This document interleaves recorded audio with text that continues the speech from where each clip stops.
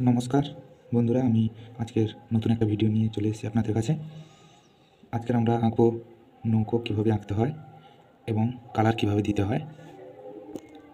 চলুন বেশি কথা না বলে প্রথমে আমরা এই উপরের রেখাটা টেনে নেব এইভাবে। তারপরে আমরা এই নিচের রেখাটা টেনে নেব। তারপরে এই দুটো রেখা আমরা জুড়ে নেব। ঠিক এইভাবে আরেকটি রেখা এধারে টেনে নেব। মাঝখানে এই দুটো রেখা টেনে নেব। তারপরে এই যে দুটো বাড়তি রেখা আছে, এই দুটো রেখার নিচে ঠিক এই একইভাবে আরেকটি রেখা টেনে নেব।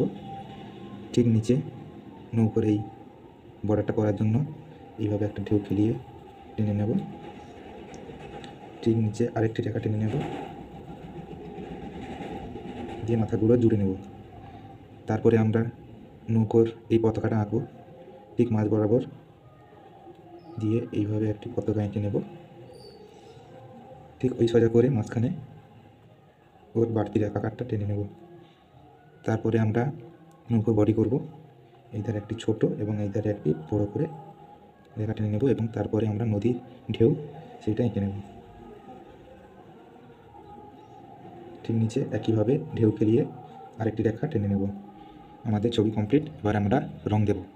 রং দেওয়ার জন্য আমি এই ডোমসের কালার ইউজ করব, তোমরা অন্য কালার ব্যবহার করতে পারো।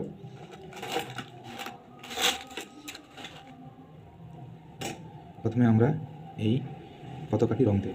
পতাকাটি রং দেওয়ার জন্য আমরা এই লাল রং ব্যবহার করব। সুন্দরভাবে ধীরে ধীরে আপনারা যে কোনো কালারের, যে কোনো কোম্পানির কালার ব্যবহার করতে পারেন। লাল কালার দিয়ে দেবো। এরপরে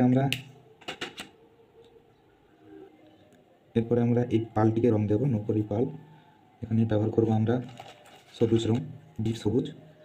সুন্দরভাবে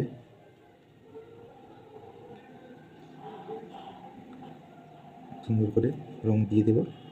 আমার তো রং করতে খুবই ভালো লাগে, আপনাদের কেমন লাগে তা কমেন্ট করে জানাবেন। সেম এইভাবে এই ধারেও আরেকটি বক্স যে আছে সেটা ওই ডিপ সবুজ দিয়ে রং করে নেব। তারপরে আমরা এই মাঝখানের অংশটি হালকা সবুজ রং ব্যবহার করব।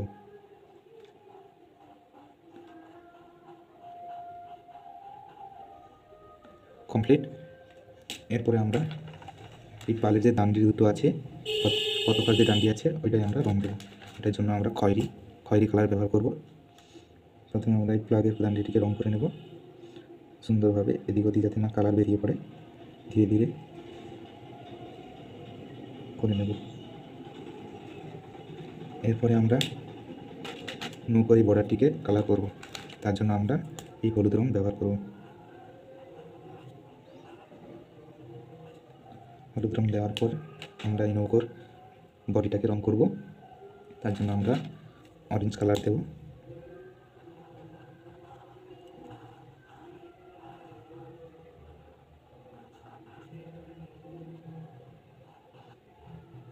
যাতে এদিক ওদিক না রং বেরিয়ে যায় সেদিকেও লক্ষ্য রাখবেন।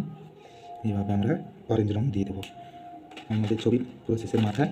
এরপরে আমরা এই নদীর ঢেউটাকে রং দেবো। তার জন্য আমরা হালকা নীল রং ব্যবহার করব। আপনারা এই যে ছবির বর্ডারগুলো কালো কালি দিয়ে টেনে নিতে পারেন, তাহলে দেখতে আরও সুন্দর লাগবে।